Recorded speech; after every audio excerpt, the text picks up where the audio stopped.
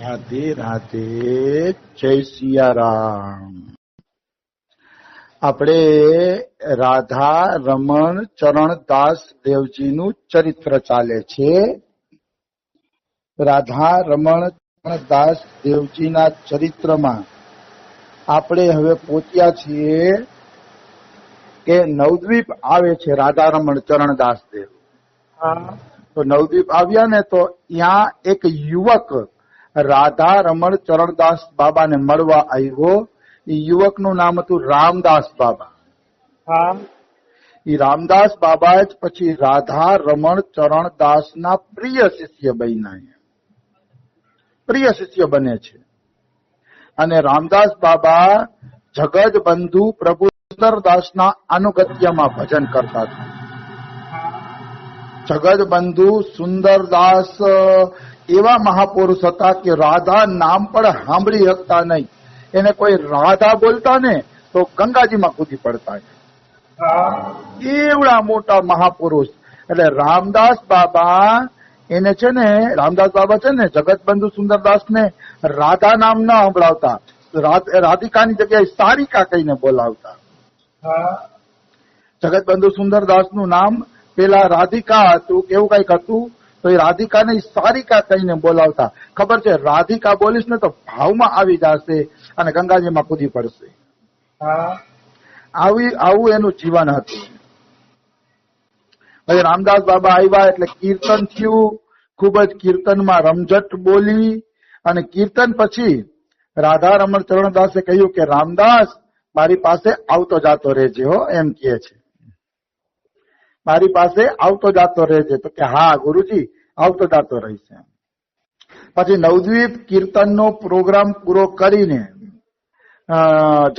રાધા રમણ ચરણદાસ દેવ બાબા જહાજમાં પુરી જવા માટે નીકળાય. કલકત્તાથી જહાજ જાતું દરિયા કિનારે અને પછી જગન્નાથપુરી જાતું, કટક જગન્નાથપુરી તરફ જાતું જહાજ. એટલે પેલા મોટા ભાગે યાત્રા જહાજના રસ્તેથી થતી. એટલે રાધા રમણ ચરણદાસ દેવ બાબા જહાજમાં બેસીને પુરી જવા નીકળ્યા. એ જહાજ કોઈ મુસલમાનનું હતું. એનો જે કપ્તાન હતો એ કપ્તાન મુસલમાન હતો. એટલે જહાજ જયારે હાલતું થયું ને રાધા રમણ ચરણદાસ બાબાએ કીર્તન ચાલુ કર્યા. ખૂબ સરસ રીતે કીર્તન ચાલુ કર્યા રાધા રમણ ચરણદાસ દેવ બાબાએ. તો કીર્તન કર્યા તો મુસલમાનનો જે કપ્તાન હતો, જહાજનો જે કપ્તાન હતો, એને આ ન ગમ્યું. એને એમ થયું કે લે આ કેમ કીર્તન કરે છે અહીંયા, અને ગમતું નથી. એટલે એ તરત જ કહે છે કે ભાઈ આ કીર્તન બંધ કરો. એ કે કીર્તન થવા જોઈએ નહીં. આ શું તમે ધીંગાણું ચાલુ કર્યું છે, અમારું માથું ફાટે છે. એ કે ચાલો કીર્તન બંધ કરો. એ કે અને એને કીર્તન બંધ કરાવ્યું. જહાજની અંદર કીર્તન બંધ કરાવ્યું ને એવું ધીરે ધીરે દરિયામાં તોફાન આવ્યું. તોફાન આવ્યું એટલે એવું તોફાન આવ્યું કે નૌકા ડૂબવાની તૈયારી થઈ ગઈ. નૌકા ડૂબી જાય એવી તૈયારી થઈ ગઈ. એવું ભયંકર તુફાન આવ્યું. એટલે ઓલાને ખબર પડી ગઈ કે મેં આના કીર્તન બંધ કરાવ્યા, આના ભગવાનમાં વિક્ષેપ પડાવ્યો ને એટલે જ આવડું તોફાન આવ્યું છે. એને ખબર પડી ગઈ કે આ તોફાન શા માટે આવ્યું છે. એટલે પછી એ બિચારો બહાર આવ્યો અને રાધા રમણ બાબાના પગમાં પડ્યો. કીધું મહારાજ તમે કીર્તન ચાલુ કરો. તમે કે કીર્તન ચાલુ કરો કે? તો કે ના એવું કઈ જરૂરી નથી કે અમે કીર્તન કરીએ. તો કે ના મહારાજ કીર્તન કરો કે અમારા પ્રાણની રક્ષા કરો. પછી રાધા રમણ ચરણદાસ દેવ બાબાએ પાછા કીર્તન ચાલુ કર્યા. તો 4 કલાકે જહાજ એમાંથી બહાર નીકળ્યું. તુફાનમાંથી 4 કલાકે બહાર નીકળ્યું જહાજ. જો કીર્તન બંધ ન કરાવવા જોઈએ. મનુષ્ય જયારે ભક્ત અપરાધ કરે છે, ભક્તોનો અપરાધ કરે છે, એના કીર્તનો બંધ કરાવે છે, ત્યારે પછી ક્યાંય નો રહેતો નથી. બિલકુલ. કારણ કે ભક્ત અપરાધ અને ભગવાન નામ ઉપર કોઈ અત્યાચાર કરે છે ત્યારે ભગવાન અવશ્ય એને દંડ આપે છે. ભગવાન નામ કોઈ દી બંધ થવું જોઈએ નહીં અને ભગવાનના ભક્તોનો કોઈ દી અપરાધ ન થવો જોઈએ. જો થશે તો એ આવી રીતે મુસીબતમાં પડી જશે. એમાં કોઈ એટલે કોઈ શંકા નથી. ભક્તો હારે મીઠાશથી દીનતાથી વર્તન કરવું જોઈએ. અને ભગવાન નામ જ્યાં હાલતું હોય, ભલે આપણે ન ગમતું હોય, ક્યારેક આપણે થાક્યા હોય નામ ન ગમતું હોય ત્યાંથી હટી જવું જોઈએ. માનો ક્યાંક આપણા પાડોશમાં માઇક રાખીને રામધૂન હાલતી હોય કે કૃષ્ણધૂન હાલતી હોય અને આપણે ઘરની અંદર ડિસ્ટર્બ થતું હોય તો એકાદી સહન કરવું પડે. ભગવાન નામ બંધ કરાવો ને અપરાધ છે. આવી વસ્તુ છે. હિન્દુ સંસ્કૃતિમાં અત્યારે એવું દૂષણ આવી ગયું છે, નવરાત્રીમાં 12 વાગ્યા પછી માઇક વાગવા જોઈએ નહીં. આ દૂષણ છે ખરેખર. જ્યારે જીવ ભગવાનની ભક્તિ કરતો હોય ત્યારે ભક્તિમાં કોઈને ના પાડવી જોઈએ નહીં. બિલકુલ ભક્તિમાં ના પાડવી જોઈએ. હા, ડિસ્કો દાંડિયા વ્યસન ફેશનના ગીત વાગતા હોય તો ભલે બંધ કરાવી દો, પણ જ્યાં માતાજીના શુદ્ધ ગરબા થતા હોય ત્યાં ના ન પાડવી જોઈએ. નવદી એને ભજન કરવા દેવું જોઈએ. ભજનમાં રૂકાવટ કરવી ને અપરાધ. ભજનમાં રૂકાવટ પણ માતાજીના શુદ્ધ ગરબા ગાતા હોય ને પેલા ડિસ્કો દાંડિયામાં પિક્ચરોના ગીત ચાલતા હોય ત્યાં તમે તમારે બંધ કરાવી દો, કાંઈ વાંધો નહીં. પણ જે ગલીમાં શેરીમાં કીર્તન થતા હોય કીર્તન બંધ ન કરાવવા જોઈએ.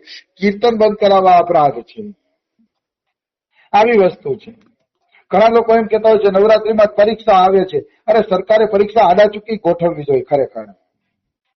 પણ આરાધનાના દિવસોમાં તો આરાધના થવી જ જોઈએ. આરાધનાથી મોટું ભણતર નથી. આવી વસ્તુ છે. એટલે આરાધનામાં ક્યારેય ખલેલ ન પહોંચાય. જેટલી આરાધના થશે ને તે દેશમાં સુખ શાંતિ વધશે. કારણ કે ભજનના કારણે જ વરસાદ આવે છે. અન્નાદ ભવતી ભૂતાની, ગીતાજીનો શ્લોક આવે છે, અન્નાદ ભવતી ભૂતાની અનપર્જન્ય સંભવ. મતલબ અન્નથી જ ભૂતો ટકે છે, પ્રાણીઓ ટકે છે. કારણ કે અન્ન ખાધા વગર કોઈ ટકતું નથી. અને એ અન્ન છે ને વરસાદથી થાય છે. એટલે વરસાદ એ ભગવાન આપે છે અને ભગવાન ભજનથી પ્રસન્ન થાય છે. એટલે ભજન કરશો તો ભગવાન પ્રસન્ન થશે, ભગવાન પ્રસન્ન થશે તો વરસાદ આપશે, અને વરસાદ આપશે તો અન્ન થશે, અને અન્ન થશે તો મનુષ્ય ટકશે. આ વસ્તુ ગીતાજીમાં સાફ સાફ લખેલી છે, એમાં કોઈ શંકા નથી. એટલે મનુષ્યએ હંમેશા પ્રભુ ભજનમાં વિક્ષેપ કરવો જોઈએ નહીં. કોઈ માતાજીને ભજે, હનુમાનજીને અરે ભજવા દો. કોઈ 24 કલાક અખંડ કીર્તન રાખ્યા હોય તો એના માઇકને હાલવા દો. આ હું એટલા માટે તમને કહું છું કે અમારા ગુજરાતી કોલોનીમાં 11 અખંડ કીર્તન થતા, 24 કલાકમાં અખંડ કીર્તન થતા. એ અખંડ કીર્તનમાં અમારા પડોશમાં એક ભક્ત હતા, એ હતા રાજસ્થાનના. એને એ વાંચવામાં ડિસ્ટર્બ થતું હતું ને, તો અમારા કીર્તન બંધ કરવા પોલીસ વાળાને બોલાવ્યા. મારી નજર સામેની ઘટના કહું છું. પોલીસ વાળા આવ્યા અને ખરેખર અમારા કીર્તન બંધ કરાવ્યા. કારણ કે નિયમ પ્રમાણે ધ્વનિ પ્રદૂષણ કરવું જોઈએ નહીં. પણ એને ખબર નથી આ ધ્વનિ પ્રદૂષણ નથી, આ તો ભગવાનના નામનું કીર્તન છે. બિલકુલ.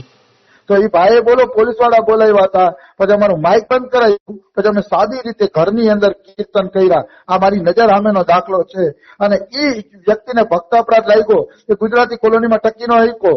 મકાન વેચીને વૃંદાવન જવું પડ્યું. મકાન વેચીને વૃંદાવન જવું પડ્યું. વૃંદાવન જેવા ભીડ ભડક્કામાં જવું પડ્યું. અને શાંતિનું વાતાવરણ હતું, ત્યાં ભીડ ભડક્કામાં એને જવું પડ્યું. બિલકુલ. કહેવાનો અર્થ છે આ કઈ ન ચાલે. તમે કીર્તન બંધ કરાવો એ થોડું હાલે. એટલે કીર્તન જો એને બંધ કરાવ્યા ને તો અહીંયા ટકી શક્યા નહીં બરસાનાની અંદર. આ મારી નજર સામેનો દાખલો છે. હું કોઈનું નામ નથી દેતો, નામ દેવું સારું નહીં, એટલે જ કઉ છું. રાજસ્થાનના એ હતા અને અમુક સંપ્રદાયમાં એ જોડાયેલા હતા. અને માણસ કેવો ખોટાલીનો થઈ ગયો છે. જે સંપ્રદાયમાં એ જોડાયેલા હતા એ સંપ્રદાયમાં મંદિર ખુલે ને 12 વાગ્યાનો ભોગ લાગે ત્યાં સુધી કીર્તન થાય. સાંજે 4 વાગે ભગવાન જાગે અને શયન કરાવે ત્યાં સુધી કીર્તન થાય. તો એના સંપ્રદાયના મંદિરમાં એને કીર્તન વિક્ષેપરૂપ નથી લાગતા, અને અમે કીર્તન કરતા તો વિક્ષેપરૂપ લાગતા થાય. આવી વસ્તુ છે. આ છે ને બધા સ્ટન્ટ છે, હોશિયારી દેખાડવાના સ્ટન્ટ છે, બીજું કઈ નથી. એને ત્યાં કીર્તન મીઠા લાગે છે અને અમે કીર્તન કરીએ તો એને ગમતા નથી. કેવી વિચિત્ર બુદ્ધિ. ભક્તિ માર્ગે હેલો નથી હો ભાઈ. આ માર્ગ ખરેખર હેલો નથી. આમાં કેટલી સાવધાની રાખવી પડે છે, નહીતર ભક્તિ નષ્ટ થઈ જાય છે. અનેકો સાવધાની રાખવી પડે છે આ માર્ગની અંદર, ત્યારે જીવ ભગવાન પાસે પહોંચે છે. એમને નથી પહોંચાતું. તો રાધા રમણ ચરણદાસ બાબા 4 કલાક કીર્તન કરે છે ત્યારે જહાજ છે ને તુફાનમાંથી બહાર નીકળે છે. ત્યારે તુફાનમાંથી જહાજ બહાર નીકળ્યું. પછી ઓલો આવ્યો કપ્તાન મુસલમાનનો અને રાધા રમણ બાબાના પગમાં પડી ગયો અને પગમાં પડીને કહે છે કે મને માફ કરજો, તમે તો પીર છો, પૈગંબર છો, એ કહે તમે જહાજને બચાવી લીધું. ત્યારે રાધારમણ ચરણદાસ કહે છે કે ભાઈ અલ્લાહ, કાલી, ઈસુ, શિવ, રામ, ગૌર, નિતાઈ આ એક જ ખુદાના નામ છે, અલગ અલગ નથી. બિલકુલ. તમે ખુદાનું નામ લ્યો, અમે ભગવાનનું નામ લઈ, પણ ખુદા અને ભગવાન કે એક જ છે, અલગ અલગ નથી, એને અલગ ન માનો તમે. ઈ છે ને અલગ નથી. તો વાત બિલકુલ સાચી છે. ઈસુ, ખુદા, આ તે મને એક જ દેખાય છે. કોઈ અલ્લાહને માનતો હોય, કોઈ રાધારાણીને માનતો હોય, પણ મર્યા પછી બેને એક જ વસ્તુ પ્રાપ્ત થશે. મારી તો આમાં કિંચિત માત્ર સંશય નથી. આ બધી પોતાના ભાવ પ્રમાણે મળે એ અલગ વાત છે, પણ ભગવાન એક જ છે એ પાકું. એમાં કોઈ એટલે કોઈ શંકા નથી. ખુદામાં, કૃષ્ણમાં, રાધારાણીમાં, ઈસુ ખ્રિસ્તમાં કોઈ ભેદ નથી. એ બધા મહાપુરુષ જ હતા, ઈશ્વરના અવતારી પુરુષો જ હતા, અને અંતે ઈશ્વરમાં લીન થઈ ગયા. એમ રાધારાણીમાં જ આપણે સખી ભાવે લીન થવાનું છે. વાત તો બધાની લીન થવાની છે. બધા એક જ ઈશ્વરની અંદર લીન થઈ જાય છે. જેમ સમુદ્રમાંથી નદીનું પાણી વાદળ રૂપે વરસે, ધરતી ઉપર આવે અને પછી વહેતું વહેતું પાછું સમુદ્રમાં જ લીન બની જાય છે. એ જ રીતે મનુષ્ય એક દિવસ ઈશ્વરમાં અહીંથી નીકળ્યો છે, ભવસાગરમાં ભટકો અને ભટકતા ભટકતા પાછો ઈશ્વરમાં લીન થઈ જાય એટલે એનો અર્થ એવો નહીં કે એને મુક્તિ મળી જશે. એટલે એનું શરીર એ રહેશે, સેવાય કરશે ભગવાનની, પણ ભગવાન હારે એનું હૃદય એક થઈ જશે. એ રીતે લીન થશે. એ રીતે લીન થશે. ઓમ નહીં, જ્ઞાન માર્ગની જેમ લીન નહીં થાય. એને સેવા માટે સુંદર શરીર પણ મળશે અને ભગવાન હારે એકત્વ પણ થઈ જશે એનું. આવી વાત છે. એટલે લીન થવું એટલે સેવા છૂટી જશે એવું કોઈ માની લેવાનું કારણ નથી, અને એવું કઈ માનવાની જરૂર નથી. લીન થવું, મુક્તિ પામવી, મોક્ષ પામવો, સેવા મળવી, બધા એક જ શબ્દ છે. અલગ અલગ કરીને માણસોને ભ્રમણામાં નાખી